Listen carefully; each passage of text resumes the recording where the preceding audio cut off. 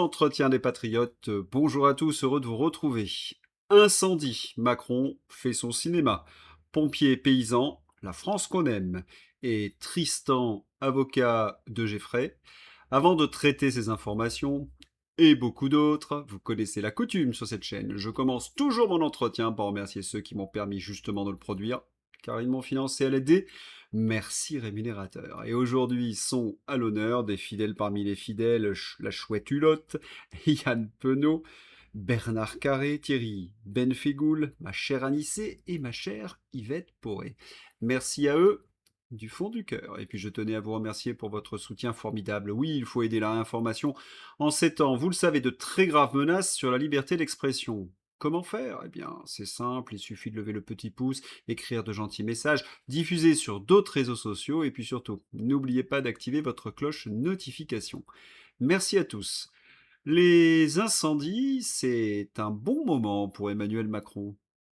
Vous le connaissez, le Poudré. Dans ces grands moments dramatiques, Macron en profite un de ses grands rôles favoris, le chef de guerre. Alors vous allez avoir l'attitude martiale, la voix pleine d'émotion avec les victimes et le regard dur devant l'horizon, le général en chef. Attention à la super production élyséenne. Allez, acte 1 de cette communication, le Poudré montre qu'il est décidé à combattre le feu. La preuve, il marche d'un pas décidé pour aller de l'Élysée, place Beauvau, rejoindre Nunuche. Tiens, Nunuche, qu'est-ce qu'il dit? Le ministre de l'Intérieur, Laurent Nunez, qualifie le débat autour des Canadair de ridicule. Ridicule, ridicule. Eh bien, demandons à ceux qui savent, les pilotes de Canadair, si c'est vraiment une polémique ridicule. Exercer notre droit de retrait pour une malfaçon sur la livraison d'un avion, et nous ne l'avons pas fait. C'est-à-dire qu'on met en jeu notre sécurité personnelle, notre engagement physique, l'engagement de nos familles, parce que... Un avion qui se crache, il n'y a pas de survivants. On fait des veuves et des orphelins. La semaine dernière, on a décidé de continuer car il y a des feux en Gironde et des familles en détresse. Il faut faire quelque chose, on ne peut pas rester les bras croisés. Alors oui, je suis très très en colère. Il faut dire que la France comptait 16 Canadair. Ceux que nous avons perdus n'ont jamais été remplacés, explique Grégory Prats, commandant de bord en chef de Noria sur Canadair. Évidemment, le pouvoir ne veut pas qu'on parle des Canadair. Tu m'étonnes. Et c'est ni plus ni moins scandaleux. Pourquoi il n'y a que 6 Canadair sur 12 alors que la France brûle? Certains jours de l'été 2024, aucun Canadair était en état de voler. Le problème, c'est que notre prestataire de maintenance, Sabena Technique, ne dispose pas des pièces de rechange. Un ami qui travaillait sur la base de Nîmes-Garon me l'avait dit il y a 5 ans. L'État choisit, toujours Sabena, qui fait une maintenance pas terrible des avions, manque de pièces de rechange, incompétence. Ça n'a pas changé en 5 ans. Non mais je ne sais pas si vous vous rendez compte, en un mois d'incendie, de 12 Canadair, on est passé à 8 et maintenant à 6. La France tiers-mondisée. Mais le général Tapioca Manu est sur le terrain, le sourcil arqué. Attention, c'est du lourd. Pour l'instant, en métropole, il n'y a pas d'intervention de nuit. Et pourquoi en fait? Pour des questions de sécurité.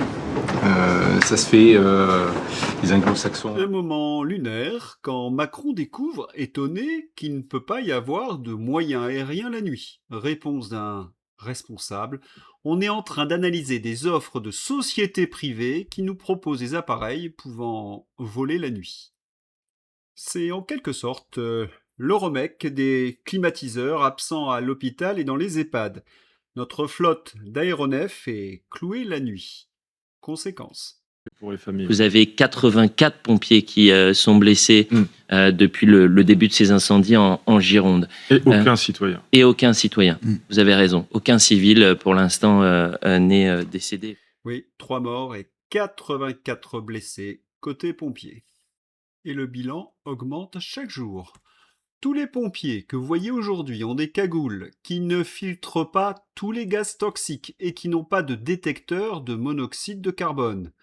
On a de plus en plus de pompiers qui sont intoxiqués. Le dernier est carrément parti en caisson hyperbare. Ça se rajoute à la fatigue de nos collègues par rapport à la déshydratation, par rapport à la relève. Les pompiers de la Gironde ont des relèves qui viennent directement de leur département. Les pompiers qui viennent des colonnes extérieures, les relèves ne se font qu'au bout de 10 jours. Pour Macron, il était plus urgent de rendre la Seine baignable. Et oui, aujourd'hui, pour les sapeurs-pompiers, manger sur le terrain, il est nécessaire de faire signer 3 bons de commande. Ça ne rentre pas dans les cases administratives. Éric Brocardi, porte-parole de la Fédération nationale des sapeurs-pompiers, réclame un choc de simplification. Les petits hommes gris arrivent même à embêter nos pompiers. Si on résume, sous-effectif, épuisement, protection insuffisante ou mal adaptée, absence de matériel performant, rémunération indécente, embêtement administratif. Quand Macron vient féliciter les pompiers, comment dirais-je, c'est tendu. Merci beaucoup. Merci pour votre aide. Et courage. De tout cœur avec vous. J'ai que du courage, vous en avez, il n'y a pas de problème. J'essaie de... Certains pompiers se retiennent de ne pas lui en coller une. Hallucinant. Sale ambiance, hein, quand le poudré ne sélectionne pas son auditoire par QR code. Acte 2, Macron se la joue de Gaulle. Nous gagnerons ce combat. Emmanuel Macron avait promis en 2022 un renouvellement de la flotte de Canadair. Il a menti. En 2024, son Premier ministre a annulé la commande de 2 Canadair supplémentaires. Il déplore une situation à laquelle il a contribué. Pour ceux qui n'auraient pas compris pourquoi le pouvoir veut censurer les réseaux sociaux, Emmanuel Macron, à chaque tweet, a une note de la communauté qui le prend en flagrant délit de mensonge. Sur le terrain, la désolation. Ça n'a pas l'air touché, mais là, la surprise sera au plus vite demain, dès qu'on peut rentrer. Mais en tout cas, notre petit village du Porge, que je connais depuis 49-50 ans, c'est une catastrophe. C'est le désastre. Les maisons sont... Un habitant évacué de la commune de Porge, en Gironde, est complètement exténué, fond en larmes, en direct. Face à la catastrophe, à l'incurie de l'État, les habitants s'organisent. Des chaînes de solidarité se forment. C'est la France gilet jaune, c'est la France rurale, celle qui a été gazée cet hiver, c'est elle qui s'active. La tonne à eau, notre première arme contre le feu. Une tonne à eau n'est pas un simple équipement agricole, c'est une arme contre les flammes. Chaque minute compte. Nos tonnes à eau permettent d'acheminer rapidement des milliers de litres d'eau pour soutenir les pompiers, protéger les habitations et freiner les incendies. Et c'est ainsi que des agriculteurs, forestiers et bénévoles se mobilisent en nombre en Gironde pour aider les pompiers à contenir l'incendie, ayant parcouru plus de 42 000 hectares. Leur solidarité, en apportant eau, nourriture et matériel, est indispensable pour protéger les habitants, le patrimoine et les forêts. C'est la France qu'on aime, solidaire, qui se bat contre les flammes et la Macronie. Acte 3. Les macronards tirent la couverture. Technocratie. Sophie Brocas, la préfète romancière de la Gironde, veut régenter l'aide apportée par les agriculteurs aux pompiers. Les maisons brûlent, mais cette préfète demande de remplir un dossier avant que les agriculteurs puissent donner un coup de main aux pompiers. C'est une énarque qui a déclaré que le feu est méchant et il change de route. C'est un bilan. La honte absolue, c'est le clan Macron dans toute sa splendeur. S'il fallait un exemple, eh bien, ces incendies ont montré que cette classe d'énarques et de macronards sont de purs parasites. Et quand on parle de parasites, Tout le monde est déployé, on doit tous être derrière vous, on doit tous être derrière les combattants du feu, ceux qui protègent, les soignants, les bénévoles. Le temps viendra des retours d'expérience, mais on ne fait pas le retour d'expérience en plein milieu de la bataille. pauvres pompiers qui ont dû supporter cela. Faux comme un billet de Monopoly. Macron en mode général tapioca. On doit tous être derrière vous, on reste unis. Le même qui a sabré les moyens des pompiers pendant des années vient faire le chef de guerre et replanter une forêt différente? Forcément. Celle d'avant était trop boisée? On y reviendra. Toujours le même ton professoral, lisse, déconnecté. Les vrais se crament les poumons, lui fait du théâtre. Qui d'autre a trouvé ça bidon? Bah, tout le monde. Tous unis. Quelle blague! Lorsque la préfète veut désunir les Français en embêtant notamment les agriculteurs qui apportent leur soutien aux pompiers. Gros couac dans la com élyséenne. Tous unis! Quel farceur ce poudré! Aurait-il peur que les Français lui demandent des comptes? Épuisés, mais les collègues de toute la France, puisque aujourd'hui des renforts extradépartementaux sont organisés de partout. On manque de tout, des avions, des moyens. Alors des camions, ils en ont acheté quelques-uns, mais on a aujourd'hui. On est la 7e puissance mondiale et on est à implorer la pluie. Vous vous rendez compte du niveau où nous en sommes? Et il ajoute: on en a vraiment, vraiment ras-le-bol. Il va y avoir des comptes à rendre à la rentrée prochaine. Alors, tout ce cinéma de Macron, il sert à quoi? Bah, c'est juste pour fournir de la pellicule, des images à BFM, pour que les journalistes aux ordres puissent broder sur l'action gouvernementale. Bref, leur mission, sauver la peau, qui sent le roussi, du soldat Macron. C'est sale, c'est macronard. Récapitulons. Pour lutter contre les incendies, en amont, débroussaillage par feu, retenue d'eau dans les endroits à risque, et des asperceurs qui peuvent être très efficaces si on débroussaille autour. Mais vous le savez, les écologistes sont contre, et Macron est complice, vous le savez. Le bilan, plus de 30 000 hectares brûlés, on parle même de 40 000, massacre de la faune, des centaines de milliers de déplacés, 4 morts, 82 pompiers blessés, des villages rasés par le feu. On aurait pu également en amont planter des essences feuillues, mais vous le savez, Macron veut son plan d'1 milliard d'arbres. Il a fait arracher, voir mon entretien d'hier, des essences feuillues pour planter des résineux. Nos forêts, eh bien, sont devenues des torches, avec en plus un sol acidifié. En amont toujours, surveiller les zones à risque. Certains m'écrivent et m'expliquent que ce sont les pyromanes les principaux responsables. Certes, mais ça a toujours été le cas. C'est la raison pour laquelle il faut surveiller les zones à risque. En Gironde, par exemple, nous n'avons que 3 drones. 3 drones pour surveiller une zone immense. Il en faudrait au moins 10 fois plus. Les drones bombardiers d'eau, aucun. On a bien compris, et vous l'avez entendu avec ce dialogue lunaire, il n'y a pas d'investissement technologique dans la protection civile. Et voilà, lorsque les incendies éclatent, les forêts sont mal préparées, le nombre de pompiers est insuffisant et nos soldats du feu sont très rapidement épuisés. Quant à notre flotte d'engins volants, elle est très très insuffisante. Canadair, il n'en reste plus que 6 en état de marche. La responsabilité, c'est l'État, et c'est Macron qui, bien entendu, une fois de plus, n'a pas tenu sa promesse. Il y a donc une faillite totale de l'État et une complicité Macron et avec les escrologistes. Quand je défends les méga-bassines ou les retenues d'eau, je lis ensuite des choses bizarres, un peu sectaires. Les méga-bassines, c'est l'industrie agricole qui vole l'eau. Bon, généralement ce sont des bobos qui écrivent cela, parce que pour écrire de telles inepties, j'ai l'impression qu'ils me refont le coup des ZFE. Pourquoi? Les grands lacs de la Seine, lacs réservoirs en amont. Gérés donc par l'État, ces 4 grands lacs artificiels, capacité totale environ 800 à 830 millions de mètres cubes, écrètent les crues en hiver, printemps, et soutiennent les débits d'étalage, basses eaux, en été-automne. Ils garantissent ainsi un débit suffisant de la Seine, de la Marne, de l'Yonne et de l'Aube, dont une partie importante de l'eau de Paris est prélevée. Environ la moitié de l'eau potable parisienne vient des eaux de surface de la Seine et de la Marne. C'est quand même fascinant, hein. Les bobos escrolos profitent de ces aménagements, ces retenues d'eau, quand ils habitent Paris. L'eau qu'ils consomment vient de réservoirs d'eau en grande partie. En retenue d'eau, méga-bassines, c'est bon pour eux, mais pas pour les autres. Dans les années 60, le général de Gaulle avait lancé les grands chantiers de l'eau. Grands chantiers qui vont durer presque 40 ans. Et la France, ainsi, s'était équipée de lacs artificiels.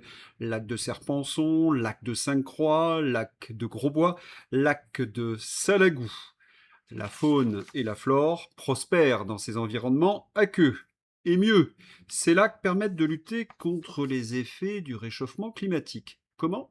On a besoin d'eau, parce qu'en fait, quand on a de l'eau, on peut se permettre d'arroser, on peut se permettre d'avoir des sols plus riches, on peut se permettre d'avoir des essences qui demandent plus d'eau, mais ça veut simplement dire qu'il faut qu'on ait de l'eau. Et de l'eau, en France, on en a, puisque... Eh oui, on a besoin d'eau. Quand on a de l'eau, on peut se permettre d'arroser, on peut se permettre d'avoir des sols plus riches, on peut se permettre d'avoir des essences qui demandent un peu plus d'eau au départ pour pousser.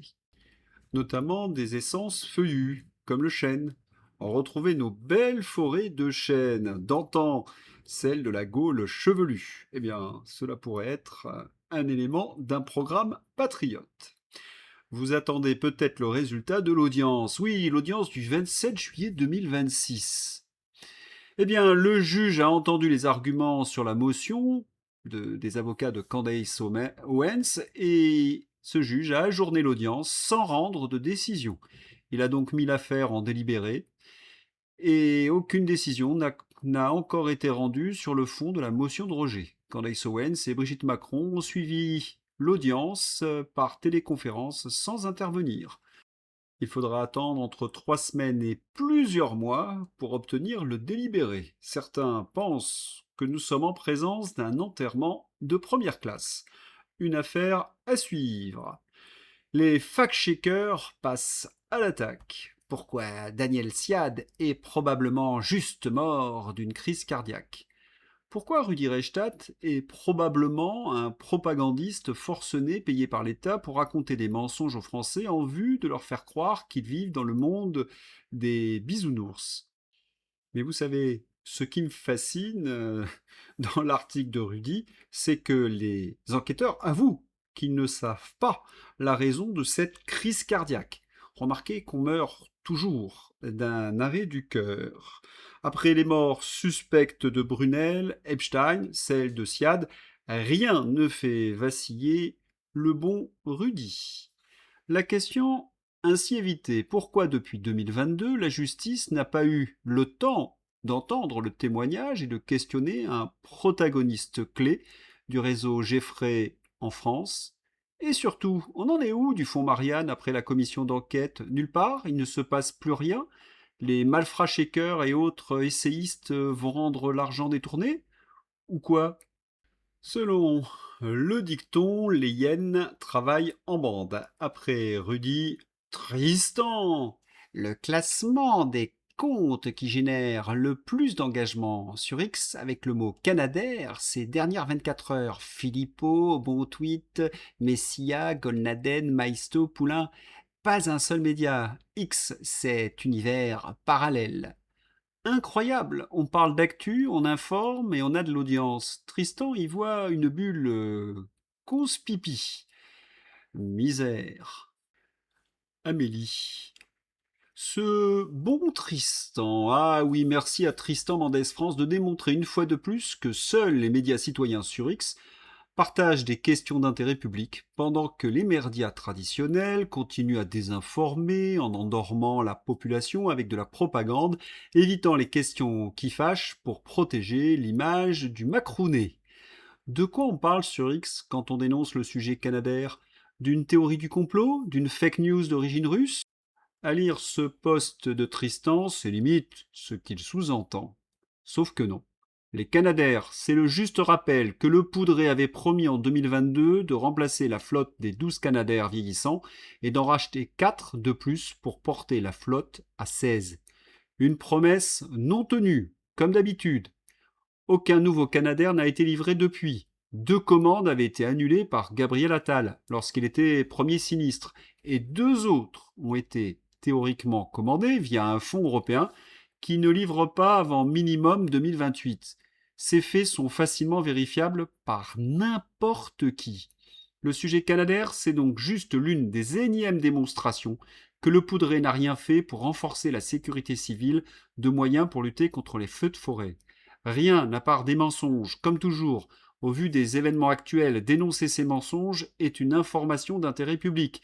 Et le fait que ce soit X qui fasse ce juste rappel pendant que nos soi-disant journalistes font l'autruche pour protéger leur place, est justement la raison pour laquelle les Français délaissent en toute légitimité ces merdias traditionnels qui refusent manifestement de faire leur boulot pour lequel les paie le contribuable.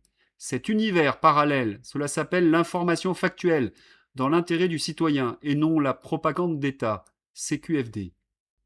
Et l'actu est taquine aujourd'hui. Elle va nous permettre de rappeler quelques mensonges de Rudy et sa bande. Brivel Le Pogam. Le journal intime de Fauci vient d'être rendu public par Rand Paul. Le 8 février 2020, il note après une discussion avec Tom Frieden que le Covid agit comme une mauvaise grippe et que le taux de létalité est plutôt de 0,03%, pas 2%. Et quelques semaines plus tard, Fauci a déclaré sous serment au Congrès que le virus avait un taux de mortalité beaucoup plus élevé, 2%. C'est d'ailleurs un chiffre à peu près comparable qui sera révélé en juin 2020 par Pujadas à partir des chiffres de l'OMS, 0,4%, et non 4% comme le disaient les médecins de plateau. Et plus tard, ce chiffre est confirmé par les faits. Et sur les masques. C'est pas le moment d'aller faire des efforts physiques. Et puis le fameux masque FFP2, le masque chirurgical, ne sert à rien. Le petit masque là qu'on a tous connu avec le Covid, il sert à pas grand chose parce qu'il ne filtre pas. Celui-ci qu'on appelle le masque un peu canard, parce que regardez, il a une forme un peu bec de canard. Eh bien, ce masque-là, il a un pouvoir. Qu'est-ce qu'on apprend ? Le masque qu'on nous faisait porter ne filtrait pas les particules fines d'un feu. Pourtant, il était efficace pour filtrer des particules de 60 à 140.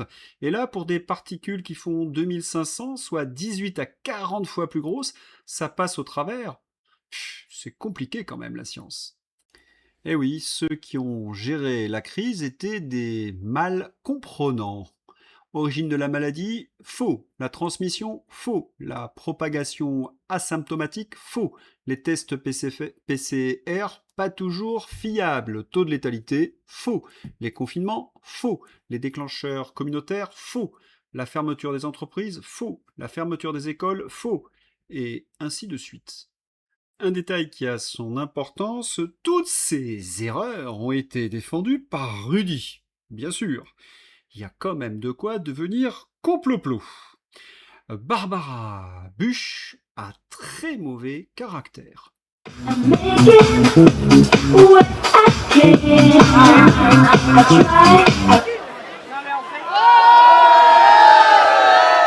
que tu te trouves intéressant en fait?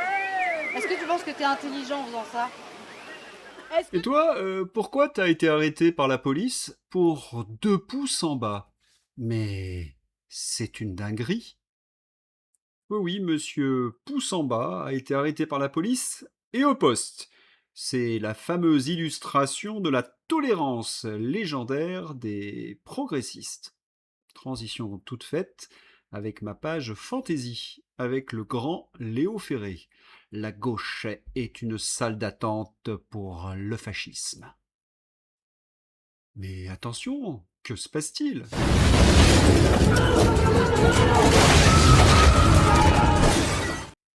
La loi de censure est passée et tu as oublié de liker le dernier tweet d'Emmanuel Macron. Non, mais Manu, non, c'est pas le moment de jouer aux pompiers. Laisse les adultes un peu travailler.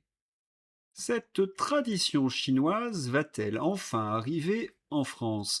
Depuis 800 ans, les statues de Queen Hui et Dame Wang sont agenouillées et humiliées en Chine. Leur crime, avoir orchestré l'exécution du héros Yu Fei par pure jalousie et complot avec l'ennemi juré du pays, la dynastie Jin. Je propose que l'on fasse la même chose en France pour les siècles des siècles avec des statues du poudré et des macronards après que ces traîtres eurent enfin subi le châtiment qu'ils méritent. Il faut que les générations futures n'oublient jamais leur ignominie. Cela vient de tomber. Emmanuel Macron affirme qu'il faut continuer à discuter avec les incendies. Oui, c'est une information du Gorafi. Les aventures de Yaël Braun-Pivet, tome 1, Au feu les pompiers, édition du Perchoir. 20 000 litres de produits retardants largués sur la démission de Monique Barbu. Oui, c'est encore le Gorafi, puisqu'on parle de la Barbu. Je suis horrifié par les gens qui me disent qu'il n'y a qu'à mettre des canadaires partout. Vous croyez que ça va éviter aux écoliers d'avoir chaud, la mort des vieux dans les EHPAD? Bientôt, nos nouveaux billets de banque. Ah, ils sont vraiment magnifiques, mais il manque le collector.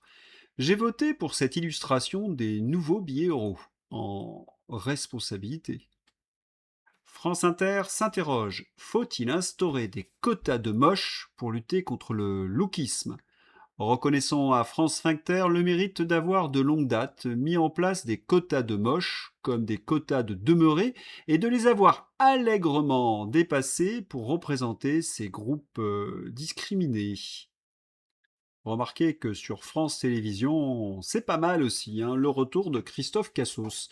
Ce dimanche, sur France 2, spécial GIEC, on nous explique que le catastrophisme des incendies, non, ce ne sont pas les pyromanes ou l'inaction du gouvernement, mais un réchauffement de 0,03 degrés Celsius par an à cause d'une mondialisation qu'il faut remplacer par des éoliennes. La terreur politique a de beaux jours devant elle. Attention à ce tweet de What the Duck. Les Canadaires sont une maladaptation. Leur motorisation est fossile. Ils émettent donc du CO2, aggravant la crise climatique à l'origine des mégafeux. Ils larguent des produits chimiques nocifs pour la faune et la flore. Ils accaparent l'eau, un bien commun, tout ça pour protéger des résidences secondaires. À chaque écopage, ce sont des milliers d'organismes aquatiques qui sont aspirés, nuisant gravement à la biodiversité. Les Canadaires sont fabriqués à l'étranger. En acheter entretient donc le système marchand capitaliste à l'origine du réchauffement climatique, et je dirais même peut-être le patriarcat. Il faut donc non seulement annuler toutes nos commandes de Canadair, mais démanteler la flotte existante. Ce poste vous paraît complètement débile? Bah, il l'est, et gravement même. Toute ressemblance avec certaines argumentations sur la climatisation, les réserves d'eau, etc. sont purement intentionnelles. Allez, un dernier pour la fin. Florian Philippot. Énorme, en direct ce matin, un pompier dézingue la visite du Poudré hier en Gironde.